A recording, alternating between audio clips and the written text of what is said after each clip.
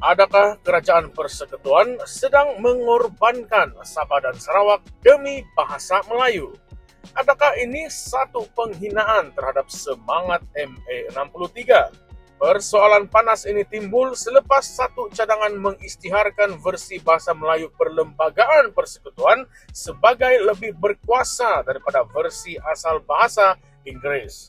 Tetapi adakah kita sedang menggali lubang untuk sistem perundangan kita sendiri? Mari ikuti pendedahan eksklusif ini di Currents VMY dan saya rasa Anda pasti akan terkejut. Baiklah sahabat-sahabat semua, salam sejahtera dan selamat datang sekali lagi ke channel ini Currents VMY.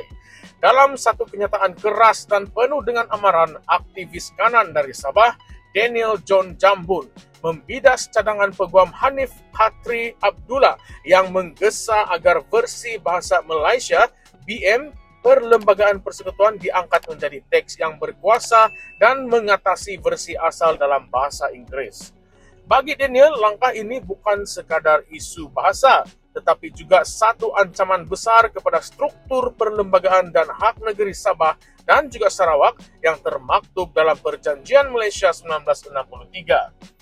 Cadangan untuk memartabatkan versi bahasa Malaysia, perlembagaan ini dikatakan boleh menggugat kejelasan undang-undang, mencetuskan kekeliruan tafsiran kehakiman, dan lebih membimbangkan boleh melanggar kandungan dan semangat MA63. Perlu difahami bahawa Perlembagaan Persekutuan Malaysia yang asal digubal dalam bahasa Inggeris oleh Suruhanjaya Reid.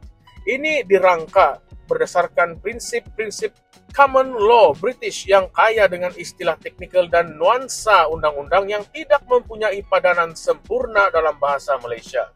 Maka sebarang terjemahan meskipun dilakukan dengan niat yang baik tidak mampu untuk menyampaikan maksud sebenar seperti yang dimaksudkan oleh penggubal asalnya.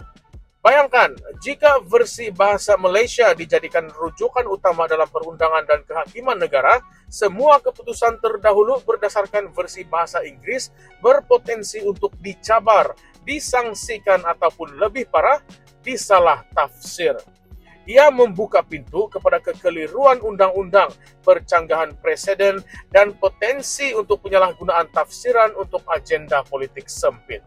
Lebih membimbangkan, ini bukan hanya isu pentadbiran ataupun teknikal. Ia melibatkan hak konstitusional Sabah dan Sarawak. Berdasarkan perkara 161-1 Perlembagaan Persekutuan, bahasa Inggris masih boleh digunakan secara rasmi di Sabah dan juga Sarawak. Satu ketetapan yang menjadi sebahagian daripada persetujuan kemasukan kedua-dua negeri itu ke dalam Persekutuan Malaysia pada tahun 1963. Langkah untuk mengisytiharkan versi bahasa Melayu sebagai lebih berkuasa tanpa persetujuan kedua-dua negeri itu bukan sahaja dianggap tidak adil, malah boleh dianggap sebagai pengkhianatan kepada semangat federalisme yang dijanjikan menerusi MA63. Daniel John Jambun turut mengkritik penyokong langkah ini yang merujuk kepada perkara 160B perlembagaan yang membenarkan yang di-Pertuan Agong mengisytiharkan versi BM sebagai teks rasmi. Namun perkara ini bersifat discretionary, bukannya satu kewajiban mutlak. Ia memberi ruang untuk pertimbangan, bukan digunakan sewenang-wenangnya. Pelaksanaan secara membuta tuli tanpa rundingan bersama Kerajaan Sabah dan Sarawak akan dilihat sebagai langkah pemusatkuasaan kuasa yang membelakangkan semangat persetujuan bersama di dalam pembentukan Malaysia. Dalam kenyataan beliau, Daniel John Jambun tidak menolak kepentingan memartabatkan bahasa Malaysia. Namun, beliau menegaskan bahawa usaha itu tidak boleh mengorbankan integriti undang-undang dan prinsip federalisme. Katanya, patriotisme bukan terletak pada pemaksaan bahasa, tetapi pada penghormatan terhadap sistem undang-undang dan identiti pelbagai yang menjadi kepada asas negara. Sebagai penyelesaian, Daniel menyeru kerajaan supaya berhenti daripada meneruskan cadangan ini sehingga satu kajian menyeluruh dijalankan. Perbincangan meluas diadakan bersama pakar perundangan dan yang lebih penting, persetujuan rasmi Sabah dan Sarawak diperoleh. Tanpa ini, sebarang usaha untuk menjadikan versi bahasa Malaysia sebagai teks berkuasa perlembagaan akan dilihat sebagai cubaan melampaui batas kuasa pusat terhadap negeri-negeri yang mempunyai kedudukan istimewa di dalam Malaysia. Isu ini menimbulkan persoalan yang jauh lebih besar daripada sekadar bahasa. Ia melibatkan integriti institusi undang-undang, keharmonian antara wilayah dalam persekutuan, dan yang paling penting, kepercayaan rakyat Sabah dan Sarawak terhadap janji-janji yang dibuat pada tahun 1963. Sekiranya janji ini terus dicabuli atas nama nasionalisme, maka kita harus bertanya, adakah Malaysia masih lagi sebuah persekutuan yang adil ataupun sedang menuju ke arah kerajaan pusat yang autokratik dan tidak mendengar suara rakyat wilayahnya? Ini bukan yang pertama. Sebelum ini sudah banyak kritikan dari pemimpin Sabah dan Sarawak yang membantah kelewatan pelaksanaan hak-hak MA63. Antaranya Datuk Seri Dr. Jeffrey Kitingan sendiri yang pernah menyuarakan kekecewaan terhadap lambatnya pemindahan kuasa dalam bidang pendidikan dan kesihatan kepada Sabah.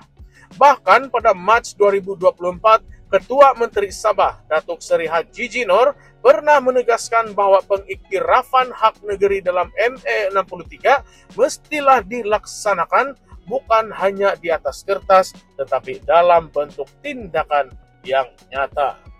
Namun, setiap kali isu besar seperti ini timbul, suara Sabah dan Sarawak seolah-olah dijadikan nota kaki dalam keputusan nasional. Kini dengan cadangan ini, hak dan kepentingan negeri-negeri Borneo sekali lagi berisiko untuk diketepikan. Jadi, adakah kerajaan persekutuan sedang menyusun satu langkah diam-diam untuk memusatkan kuasa melalui instrumen bahasa?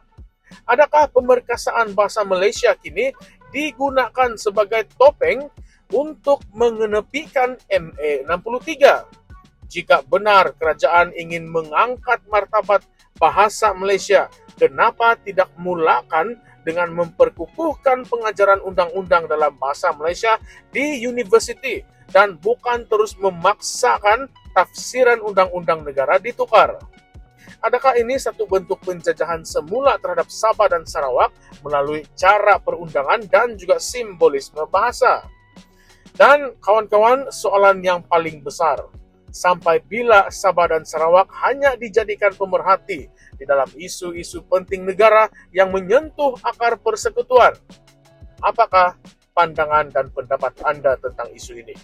Adakah Anda setuju perlembagaan persekutuan patut hanya berpandukan versi bahasa Malaysia ataupun kita patut pertahankan versi asal demi kejelasan dan juga keadilan? Jangan lupa untuk tinggalkan komen Anda semua di ruangan komen di bawah kerana suara Anda penting. Kongsikan video ini supaya lebih ramai sedar apa yang sedang berlaku. Ini bukanlah isu yang kecil. Ini adalah isu masa depan perlembagaan, undang-undang, dan keutuhan persekutuan kita. Dan jangan juga lupa untuk tekan butang subscribe dan lonceng supaya Anda tidak ketinggalan dengan pendedahan kontroversi seterusnya hanya di channel ini, Current Sphere MY. Salam sejahtera semua, salam perjuangan, salam reformasi. Kita jumpa lagi di konten yang seterusnya. Sekian saja semua. Terima kasih.